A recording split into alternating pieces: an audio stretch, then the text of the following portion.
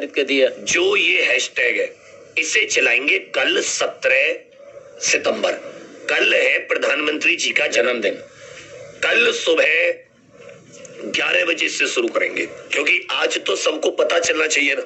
अगर आज एक एक करके चलते रहेंगे तो फिर दिक्कत हो जाएगी। एक हैशटैग करते हैं, और भी जो चैनल वाले हैं और भी जो यूट्यूबर हैं उनसे भी बात करते हैं, जो जिन्होंने अपने एसएससी वाले में साथ दिया था। तो सब मिलकर कल, एक तो ये बेरोजगारी के लिए काला दिवस मना रहे हैं कल, कि काले हाथ पे कुछ भी बांध के कल अपनी अपनी सबको फोटो डालनी है। काला कपड़ा बांध लो या माथे पर काला कुछ बांध लो या कुछ भी, मतलब बहुत ही प्रेम से, उसमें कोई भी आपको कुछ भी तेज कोई गाली कोई भी अपशब्द का इस्तेमाल नहीं करना। और अपना कल हम काला दिवस उत्तर प्रदेश रोजगार में भी मनाएंगे, कि उत्तर प्रदेश गवर्नमेंट ने जो हमारे सारे विद्यार्थियों के लिए, चाहे वो टीचर हो, चाहे वो पुलिस वाले हो, चाहे वो यूपी SSS वीडियो के सताए, आपका जूनियर असिस्टेंट, या आपका जो नई लेखपाल की वैकेंसी आनी थी, या ये जो यूपी PCS कराती है, इनकी जितनी भी इसमें धांधली चल रही है, इस व्यवस्था को करने के लिए कल सुबह 11 बजे, उससे क्या होगा कि सब लोग वीडियो बनाएंगे एक ही हैशटैग की, तो फिर वो हैशटैग ज्यादा से ज्यादा चलेगा। और जब मिलके कोई काम किया जाता है तो मुझे लगता है कि फिर वो काम 100% सफल होता है। आप लोग भी कोई हैशटैग सुझाइएगा जिसमें हमारी सबकी भावनाएं आ जाएं। टीचर वाले ये ना कहें जी मुझे आपने साथ ना लिया, दूसरे लोग ये ना कहें, पुलिस की बात करें कि तुमने मुझे साथ नहीं लिया। देखो सर, अब तो एक और विडंबना, 49,568 की जो भर्ती है उसमें कौन कौन पास है आप में से जरा बताओ। पेपर एक साथ दिया, ठीक है, पेपर एक साथ हुआ, फार्म एक साथ भरा सबने, पेपर एक साथ हुआ, किस्तों में क्यों भेज रहे हो जब तुम्हारे पास वो है, क्या नाम है, भर्ती कराने की उतनी उपलब्धता है, उतनी क्षमता है। मान लो आज तुमने 14,000 का तो मेडिकल कर दिया, जो बाकी उसमें से बचे हुए हैं उसको कल को एक्सीडेंट हो जाए, भाई ये तो अनहोनी की पता थोड़ी ना है। वो कब तक अपने आप को सुरक्षित रखेगा सुरक्षित, उसको जरा सी चोट लगी उसके सपनों की तो तुमने लंका लगा दी। उसमें पढ़ लिख के पूरी मेहनत करी है, वो सब उस पे आपने जो है पानी फेरने के बराबर है। दूसरी चीज, जब आप भर्ती कराते हो, खुद आप कह के आए थे कोर्ट में जाके जिस दिन आपका जो है 2016 में कि 50,000 वैकेंसी यूपी पुलिस कांस्टेबल में और 5,000 SI के पद प्रत्येक वर्ष हम लेकर आएंगे।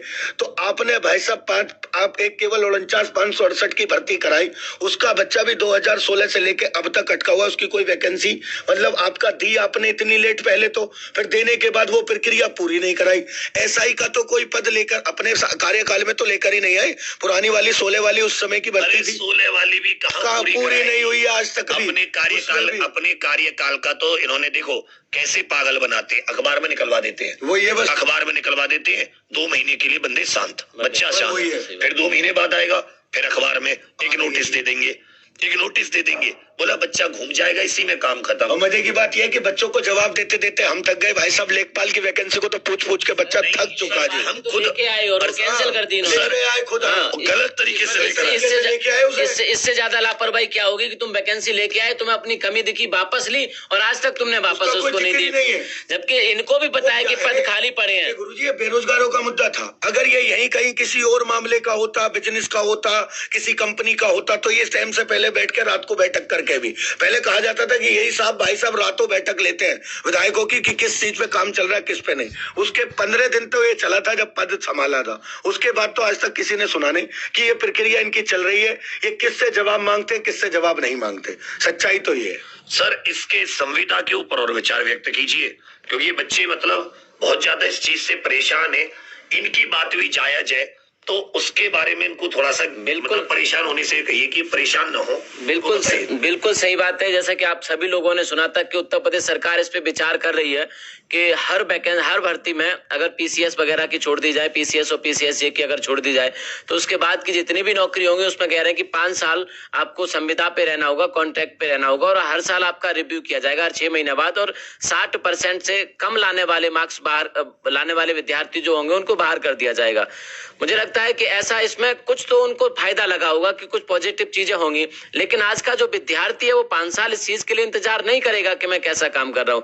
देखो, अगर कहीं नेगेटिविटी है या अगर कहीं कोई काम चोरी है, तो जो कम से कम 20-20, 25-25 साल से जो काम कर रहे हैं और काम नहीं कर पा रहे हैं, असमर्थ हैं बहुत सारे विभागों में, या तो वो इतने ज्यादा स्किलफुल नहीं है कि आप उनको कंप्यूटराइज कर दो, तो वहां पे तो आपको कहीं ना कहीं नेगेटिविटी आ सकती है। लेकिन आज का युवा जो इतनी मेहनत कर रहा है पढ़ाई के लिए, 14-14 घंटे तैयारी करके और उस नौकरी को पा रहा है, क्या आपको लगता है कि वो काम चोरी करेगा? क्या आपको लगता है कि वो योग्य नहीं है उस बात के लिए? इतनी ज्यादा कंपटीशन में अगर कोई विद्यार्थी नौकरी पा रहा है और इतनी ज्यादा मेहनत करने के बाद 2-2, 3-3 साल, मतलब सिर्फ और सिर्फ दाल चावल खा खा के 1-1, 2-2 महीने एक ही कमरे में बंद होकर वो पढ़ाई कर रहा है, तो वो काम चोरी करेगा क्या? आपको नहीं लगता? मुझे तो नहीं लगता वो काम चोरी करेगा।